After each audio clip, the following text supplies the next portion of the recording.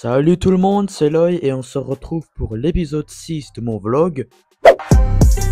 On débute très fort la journée avec un bubble tea avant de faire une visite au zoo de Korat, voilà, pour aller voir les animaux et aller un peu se promener, voilà, avec ce temps ensoleillé, hein, même le matin.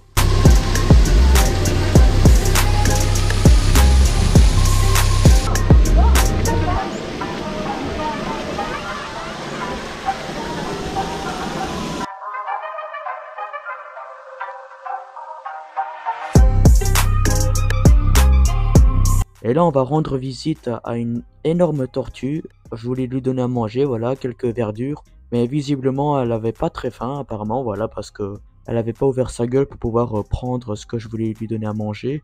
Mais après je lui ai jeté sur la tête parce que finalement je me dis c'est une perte de temps et je me fatigue pour rien. Donc je l'ai mis là au cas si jamais elle veut manger, voilà.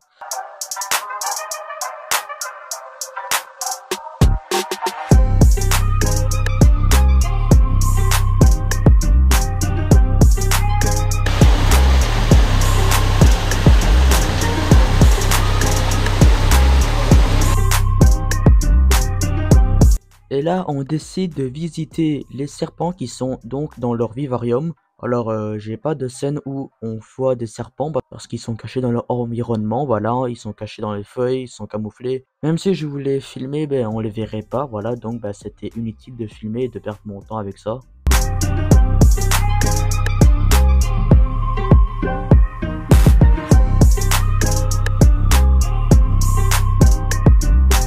Mesdames et messieurs, je vous présente le croco et lui ça se voit il avait la dalle. Comme par hasard, je m'approche de lui avec ma caméra et il est tout de suite sorti de l'eau. Tiens, tiens, tiens.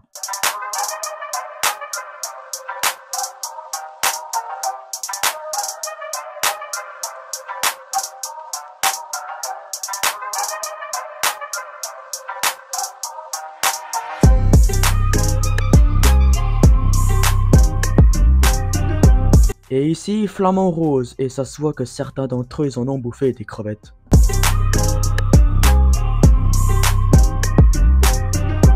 Et pour ces deux grosses boules, je ne sais pas du tout qu'est-ce que c'est.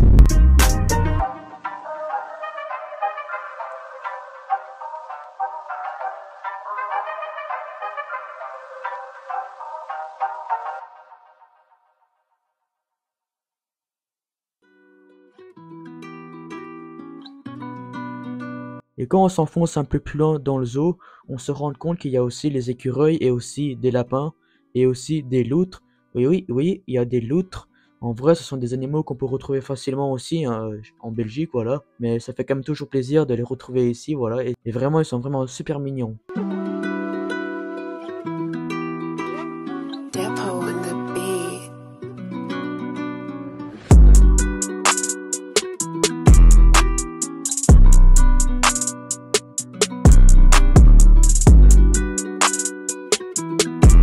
Et là, on va aller visiter les éléphants, des éléphants dont je pense qu'ils viennent d'Afrique, voilà. Je pense que plutôt c'est d'Asie, mais il y a un petit truc qui me dit que ça vient plutôt d'Afrique, voilà, puisqu'ils sont un peu plus gros. Mais après, je ne sais pas trop, je suis pas un expert en ça, je suis pas vraiment calé en ça, pour vous donner l'information.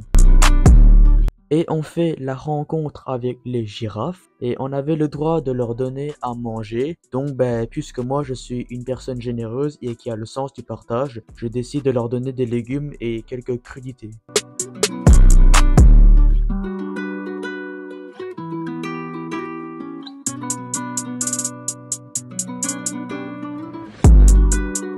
Et place à la lionne qui, tout comme le crocodile, avait aussi la dalle. Elle fait les 100 pas en espérant pouvoir me bouffer. Mais je vous dis jamais, mais je vous dis jamais, je finirai ma vie dans la gueule d'une lionne. Je ne veux pas mourir dans d'atroces souffrances.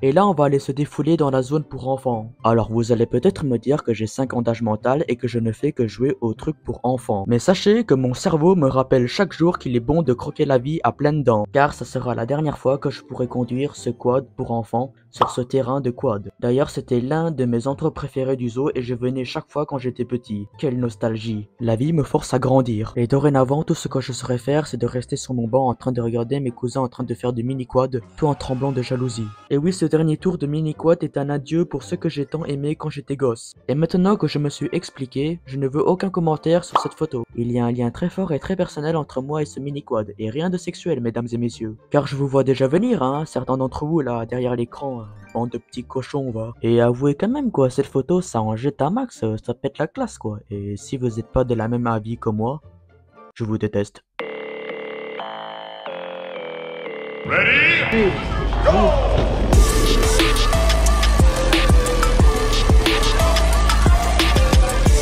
Huh?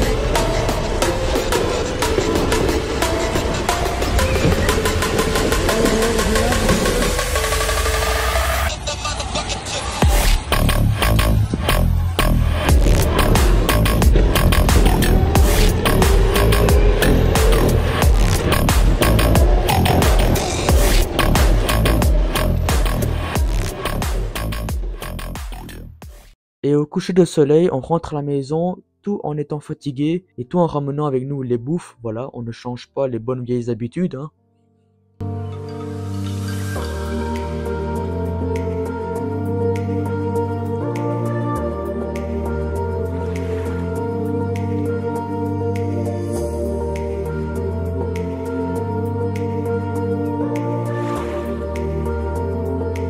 Et on attaque la journée avec une bolle de nuit, voilà. Oui, j'ai pris une bolle de nuit pour être sûr, pour ne plus avoir faim pendant le reste de la matinée et aussi pendant l'après-midi, voilà. Comme ça, on est quitte de manger et de grignoter pendant tout le long de la journée. Et on prépare aussi nos maillots de bain car direction parc aquatique. Ça va mouiller, je vous dis.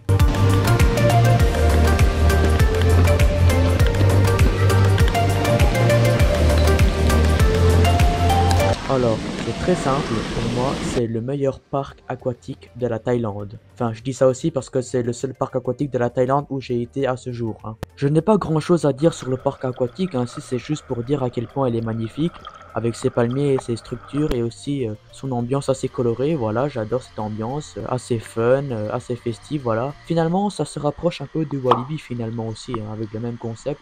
Peut-être le seul inconvénient c'est les bonnets noirs, voilà ça me dérange un peu parce que quand je le porte sur ma tête, voilà, ben j'ai l'impression d'être un crâne d'œuf quoi. Voilà, c'est un peu humiliant pour moi.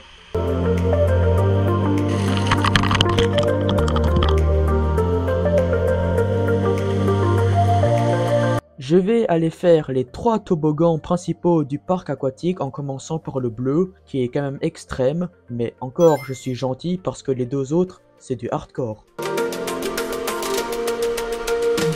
J'enchaîne avec le niveau 2, donc le toboggan orange, et celui-là il est super rapide.